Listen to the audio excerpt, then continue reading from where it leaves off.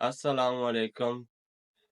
मुसीबत और परेशानी में इन वजीफों का विर्द करें, इंशाअल्लाह आपकी परेशानी बहुत ही जल्द खत्म हो जाएगी।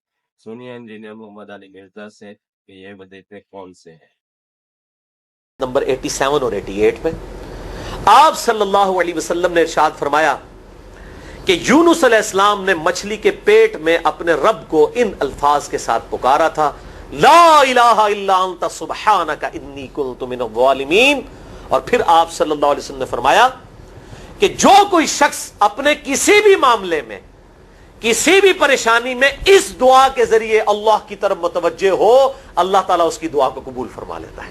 और कुरान में भी आ गया ना, कज़ालिका नुनजिल मुमिनीन। और कितना बड़ा फतवा आया मेरे भाइयों, सूरह अस-साफ़ात 143 144, फलौला अन्नहु काना मिनल मुसब्बिहीन, अगर यूनुस हमें इन अल्फाज में हमारी तस्बीह ना करता, ललबिसा फी बतनिही इला यौम युबअसून, तो मछली के पेट में क़यामत तक मछली के पेट में रहता। अगर इस तरह ना हमें पुकारता, उसकी कब्र मछली का पेट बन जाती। यानी ये इतना अताब, और वो दूर हो गया इस दुआ से, बहुत बड़े अस्माए आज़म में से है।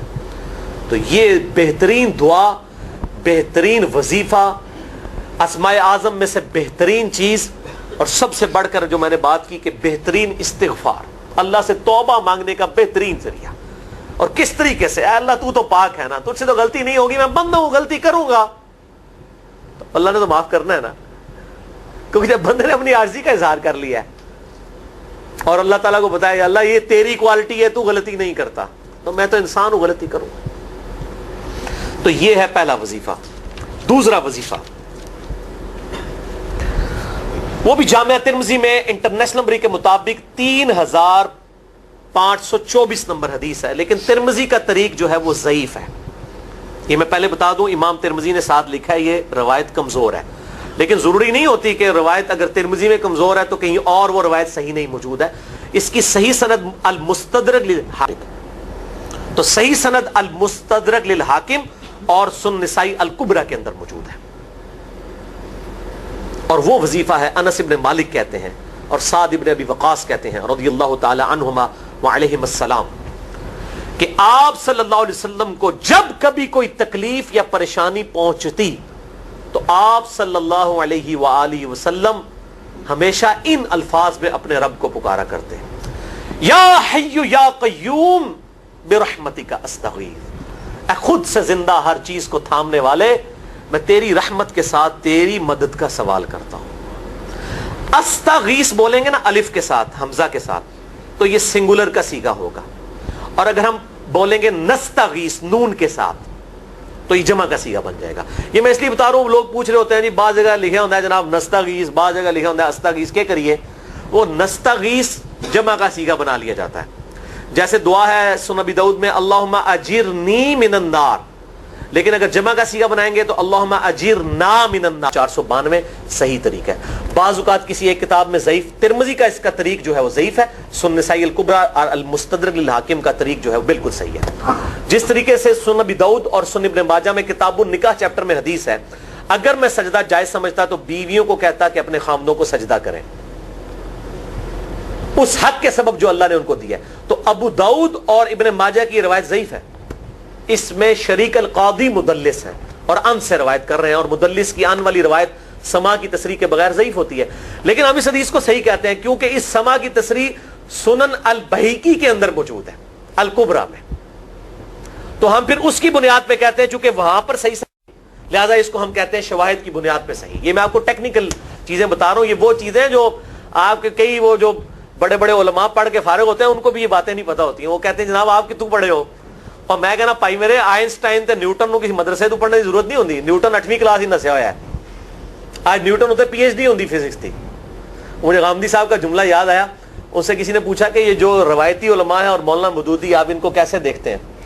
उनका रवायती उलमा जो है ये तो मदरसों के स्टूडेंट्स और फारूक तहसील डिग्री होल्डर हैं, और मदूदी साहब जो हैं उनकी मिसाल तो आइंस्टाइन और न्यूटन वाली है, उनके ऊपर PhDs होती हैं, गॉड गिफ्टेड सलाहियतें होती हैं। इन मदरसों की आउटपुट मदूदी साहब और डॉक्टर इसरार, डॉक्टर जाकिर नाइक और अहमद दीदार साहब तो नहीं हो सकते, ये गॉड गिफ्टेड सलाहियतें होती हैं। तो मैं इसलिए साथ साथ क्लियर कर रहा हूं ताकि ये जो एम्बिगुइटीज आती हैं इस हवाले से वो क्लियर हो जाए। बहरहाल ये दूसरा वजीफा हो गया। اب تیسرا وظیفہ جو ہے کمال وظیفہ صحیح بخاری میں موجود ہے، انٹرنیشنل نمبر کے مطابق 4563 نمبر. ابن عباس رضی اللہ تعالی عنہما کہتے ہیں وعلیہم السلام، وہ کہتے ہیں کہ سیدنا ابراہیم علیہ السلام کو جب آگ میں پھینک رہے تھے نا، تو ابراہیم علیہ السلام نے اس وقت کہا تھا حسبنا اللہ ونعم الوکیل، ہم نے اللہ ہی پر بھروسہ کیا اور وہی بہتر کارساز ہے. اور تمہارے نبی صلی اللہ علیہ وسلم کو بھی جب مصیبت اور پریشانی آتی تھی وہ بھی پڑھا کرتے تھے حسبنا اللہ ونعم الوکیل، ہم نے اللہ ہی پر بھروسہ کیا اور وہی بہتر کارساز ہے. اس کے بعد وہ شعر جو بنا دیا نا، نعم المولا و نعم النصیر، ویسے الگ سے آیت ہے، الگ سے آیت ہے، لیکن یہ شعر نہیں بنانا، بس اتنا ہی وظیفہ ہے حسبنا اللہ و نعم الوکیل. اور یہ جو انہوں نے کہا کہ نبی صلی اللہ علیہ وسلم بھی یہ کہتے تھے، اس کا ذکر الحمدللہ قرآن میں بھی موجود ہے، اس سے بھی بڑھ کر سورہ آل عمران کی 173 نمبر آیت میں ہے کہ جب نبی صلی اللہ علیہ وسلم اور اہل ایمان کو یہ خبر پہنچی کہ کافر ان کے خلاف سازشیں کر رہے ہیں، تو نبی اور اہل ایمان نے پکارا حسبنا اللہ و نعم الوکیل. تو حسبنا اللہ و نعم الوکیل قرآن کی آیت بھی ہے، اور یہ ہے وہ آیت، وظیفہ قرآن میں آیا ہوا ہے، یہ آل عمران 173 اور صحیح بخاری 4563. اور مجھے بڑا وجد آیا کہ ابراہیم علیہ السلام کو جب آگ میں پھینکنے لگے تھے، انہوں نے اس وقت اللہ کو ان الفاظ کے ساتھ پکارا حسبنا اللہ و نعم الوکیل.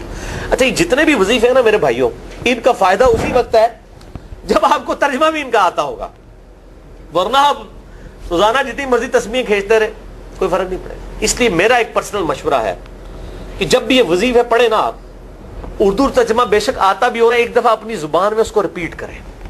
یعنی آپ پڑھیں حسبنا اللہ و نعم الوکیل.